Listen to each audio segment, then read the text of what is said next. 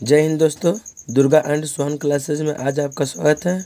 मैं सोहन कुमार गुप्ता आज हिंदी का चैप्टर 2 ऑब्जेक्टिव लेकर आए हैं और मेरा पहला क्वेश्चन है, सेन साहब के पास किस रंग की मोटर कार है।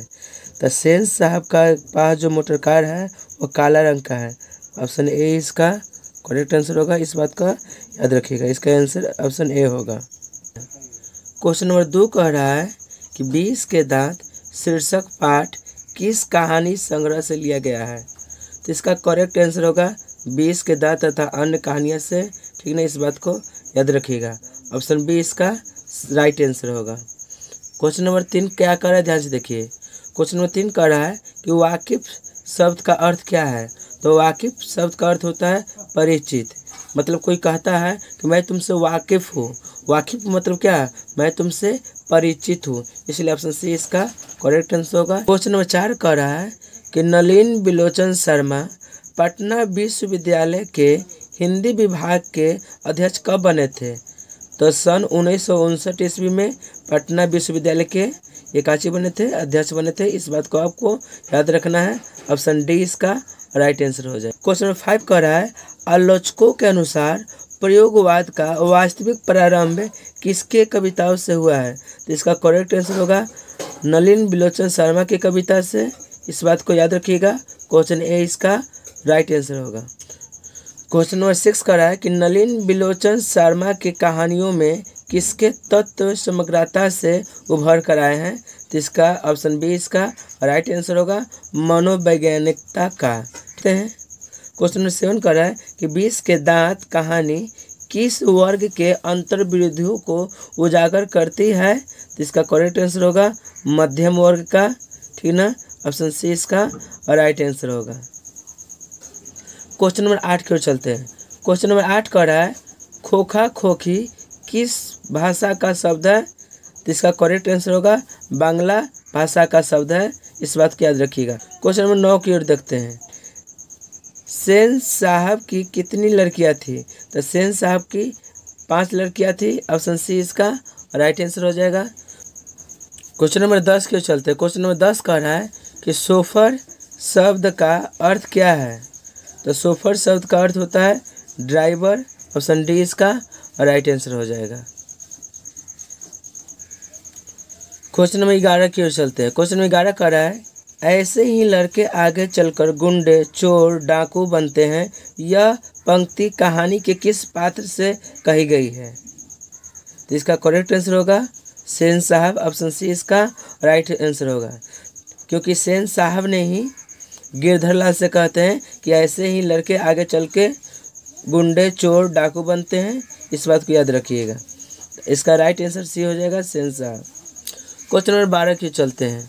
क्वेश्चन नंबर 12 क्या कर रहा है मेरे बच्चे, ध्यान देखिए।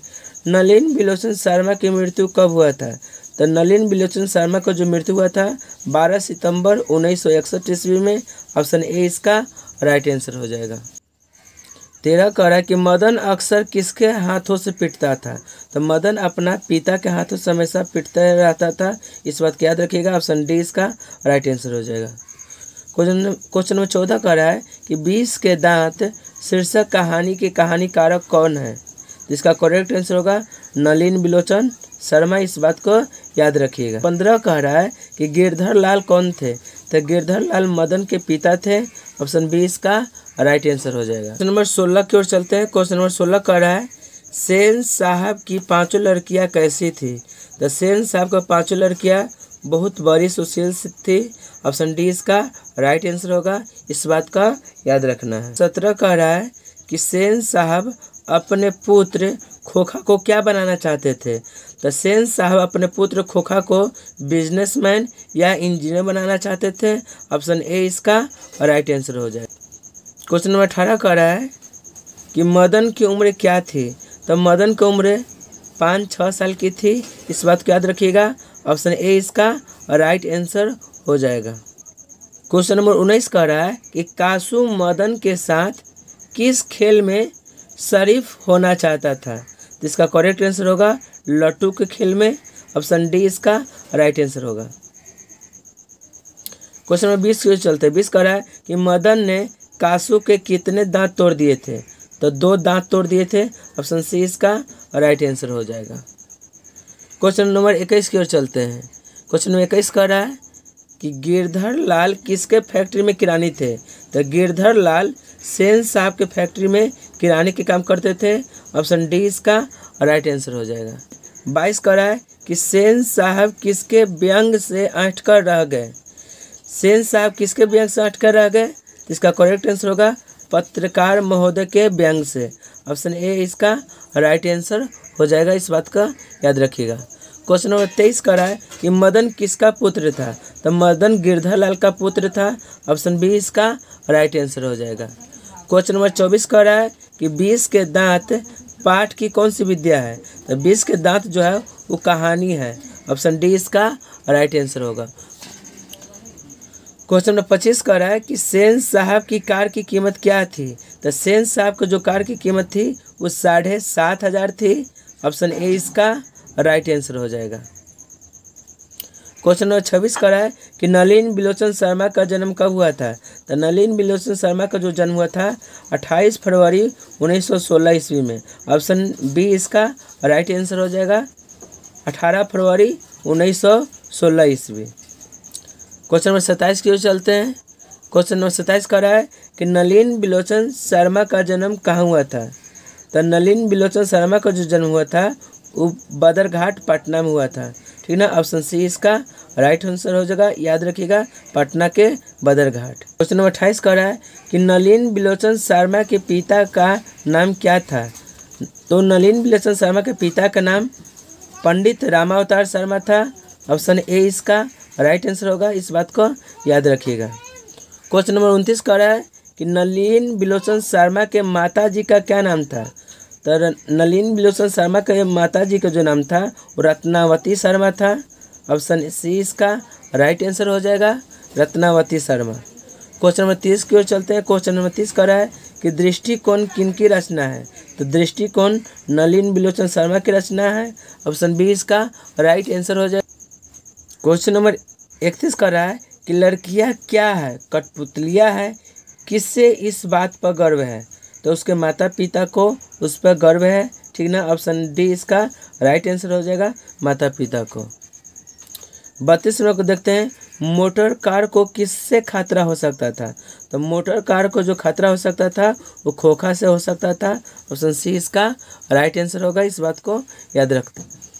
क्वेश्चन नंबर 33 कह रहा है कि सेन साहब की आंखों का तारा कौन है? तो सेन साहब को जो आंखों का तारा है वो खोखा है। ऑप्शन बी इसका राइट आंसर होगा, इस बात को याद रखिएगा। क्वेश्चन नंबर 34 कह रहा है खोखा के दांत किसने तोड़े थे? तो खोखा का जो दांत तोड़े थे वो मदन तोड़ा था। ऑप्शन ए इसका राइट आंसर होगा, इस बात को याद रखिएगा। और 35 कह रहा है कि महल और झोपड़ी वालों की लड़ाई में अक्सर महल वालों ही जीतते हैं, पर उसी हालात में जब दूसरे झोपड़ी वाले उनकी मदद अपने ही खिलाफ करते हैं। तो यह जो लाइन है वो किस पाठ की पंक्ति है? तो यह लाइन जो है आपका 20 के दांत की पंक्ति है, 20 के दांत। ऑप्शन डी इसका राइट आंसर हो जाएगा। क्वेश्चन नंबर 36 की ओर चलते हैं। क्वेश्चन नंबर 36 कह रहा है कि सीमा, रजनी, आलो, शेफाली, आरती पांचों किसकी बहनें थी? तो पांचों खोखा की बहनें थी। ऑप्शन बी इसका राइट आंसर होगा, खोखा की। तीस कह रहा है मैं तो खोखा को इंजीनियर बनाने जा रहा हूँ, यह कथन किसका है? तो यह कथन जो है सेन साहब का है। ऑप्शन ए इसका राइट आंसर होगा, इस बात को। क्वेश्चन 38 कह रहा है कि मदन के लिए क्या खाना मामूली बात थी? तो मदन के लिए मार खाना मामूली बात थी। ऑप्शन सी इसका राइट आंसर होगा, इस बात को याद रखना है। क्वेश्चन नंबर 39 कह रहा है कि किसके अनुसार सेनों ने सिद्धांत को भी बदल दिया था? तो खोखा के अनुसार जो था सेनों ने अपना सिद्धांत बदल दिया था।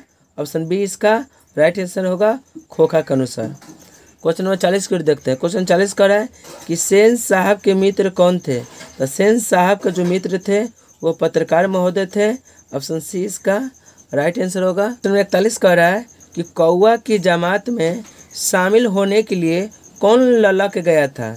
तो कौवा को जमात में शामिल होने के लिए हंस ने ललक गया था, मतलब खोखा ने ललक गया था। ऑप्शन बी इसका राइट आंसर होगा। क्वेश्चन नंबर 42 कह रहा है कि सेन साहब की मोटर कार थी।